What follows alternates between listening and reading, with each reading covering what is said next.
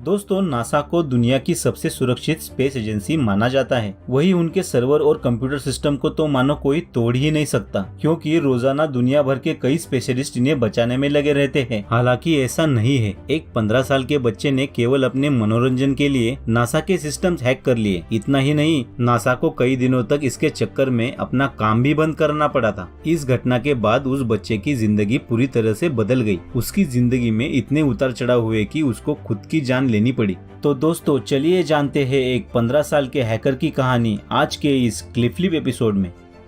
यह बात है साल 1999 की। कंप्यूटर और इंटरनेट का चलन अमेरिका में शुरू हो चुका था। कई युवा इंटरनेट की ताकत को आजमाने में लगे हुए थे। उनमें से एक था जोनाथन जेम्स। जेम्स उस समय महज 15 साल का था और कंप्यूटर की दुनिया को समझ रहा था। कहते हैं कि उसका दिमाग कंप्यूटर के मामले में काफी तेज चलता था, इसीलिए धीरे धीरे वह हैकिंग की ओर भी बढ़ गया। जेम्स ने कुछ वक्त बाद हैकिंग को अंजाम देना शुरू कर दिया। इसके लिए उसने अपना एक नाम भी रखा था, जो कि कॉमरेड के नाम से जाना जाता था। अपने इस नाम के साथ जेम्स ने हैकिंग की दुनिया में कदम रखा और हैकिंग प्रोग्राम बनाने शुरू कर दिए। जिस उम्र में जेम्स के साथी खेलते कूदते थे, उस समय जेम्स कंप्यूटर के आगे बैठकर कोडिंग करने में लगा हुआ था। कहते हैं कि धीरे धीरे जेम्स का हाथ हैकिंग में काफी अच्छा होने लगा था। छोटी छोटी हैकिंग के बाद अब वो कुछ बड़ा करने की सोच रहा था।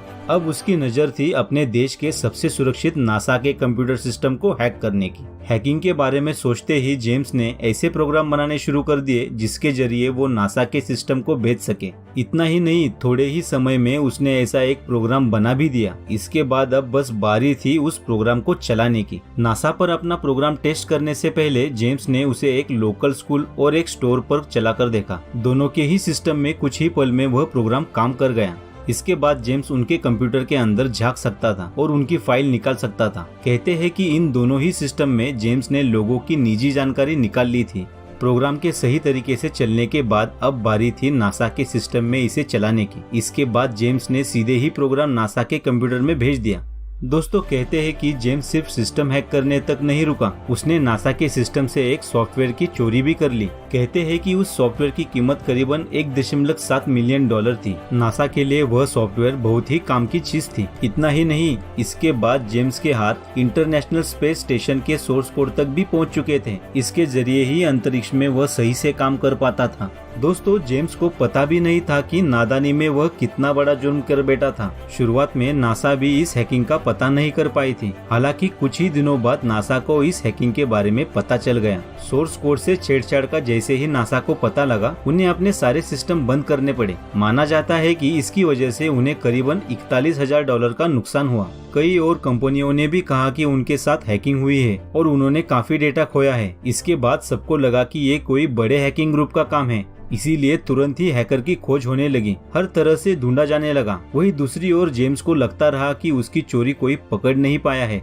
नासा और अमेरिका के डिफेंस डिपार्टमेंट ने हर तरफ से हैकर को खोजने का काम शुरू कर दिया। वह जानते थे कि आज जो नासा तक पहुंच सकता है, वह कल और भी अंदर जा सकता है। इसी डर के वजह से अमेरिका की खुफिया एजेंसीज हैकर को ढूंढने लगी थी। थोड़े ही समय में उन्होंने जेम्स का बनाया हुआ प्रोग्राम अपने सिस्टम में खोज लिया। उन्हें पता चल गया कि आखिर ये किस तरह से काम करता था। इसके बाद उन्होंने उस प्रोग्राम की मदद से ही हैकर को खोजने का काम शुरू किया। थोड़ा ही वक्त लगा नासा को अपने अपराधी को खोजने में। उन्होंने पता लगा लिया कि जेम्स के घर से ही इस प्रोग्राम को नासा पर छोड़ा गया था। अपराधी की लोकेशन पता चलते ही पुलिस उसे गिरफ्तार करने निकल पड़ी। जेम्स को खबर भी नहीं थी कि उसके साथ क्या होने वाला है। अगले ही पल जेम्स के घर पुलिस आ गई और हैकिंग के जुर्म में उसे गिरफ्तार करके ले गई। इससे पहले वो कुछ समझ पाता, उसे सलाखों के पीछे डाल दिया गया था। अगले दिन जेम्स को कोर्ट में पेश किया गया। इतना ही नहीं, हैकिंग करने के जुर्म में जेम्स को 6 महीने की सजा भी मिली। उसकी सजा काफी कम थी क्योंकि उस समय जेम्स नाबालिग था।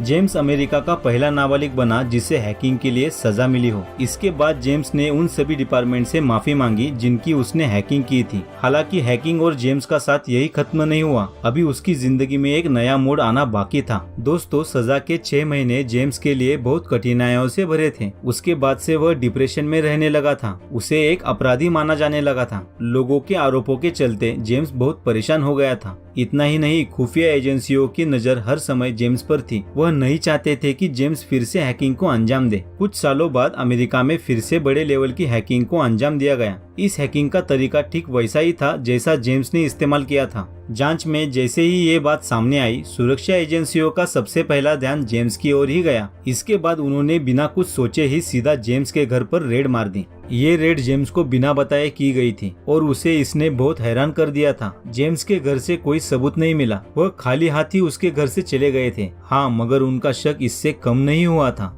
दोस्तों, कहते हैं कि इस रेड के बाद जेम्स घबराया हुआ रहने लगा। उसे लगा कि उसके पुराने जुर्म के कारण इस बार वह बेवजह ही सलाखों के पीछे आ जाएगा। दूसरी ओर एजेंसी वाले भी हर समय जेम्स पर नजर रखे थे। धीरे धीरे जेम्स के अंदर का डर बढ़ने लगा था। वह परेशान रहने लगा था। वो फिर से जेल में नहीं जाना चाहता था। रेड हुए 2 हफ्ते भी नहीं हुए थे कि एक दिन अचानक से खबर आई कि जेम्स ने आत्महत्या कर ली है। उसने अपनी बंदूक से खुद को गोली मार ली थी। इतना ही नहीं, जेम्स ने एक 5 पन्नों का सुसाइड नोट भी लिखा था। उन पन्नों पर जेम्स ने लिखा था कि उसे कानून व्यवस्था पर कोई भरोसा नहीं है, उसे गलत कामों के लिए दोषी माना जा रहा है, इसीलिए वह अपनी जान ले रहा है ताकि उसके जाने के बाद लोग उसकी परेशानी को समझ पाए। इसके साथ ही अमेरिका के एक सबसे बड़े हैकर का अंत हो गया। जेम्स की कहानी बताती है कि कभी कभी जिंदगी बहुत ही गलत मोड़ ले सकती है। मजाक में जेम्स ने हैकिंग की थी, मगर उस मजाक के कारण ही उसकी जान भी गई। 15 साल की उम्र में जेम्स ने नासा के सिस्टम हैक करके दुनिया में तहलका मचा दिया था। हालांकि यह तहलका आखिर में उसके खात्मे की वजह बन गया। तो दोस्तों, इस बात को लेकर मैं आपको एक सलाह देना चाहता हूँ कि बढ़ती टेक्नोलॉजी का दुरुपयोग ना करें, इसे सही मामलों के लिए यूज किया जाए। अगर आप भी इस बात से सहमत हैं, तो प्लीज वीडियो को लाइक करें, हमारे चैनल को सब्सक्राइब करें और बेल आइकन दबाना ना भूलें। आपका कीमती समय देने के लिए धन्यवाद।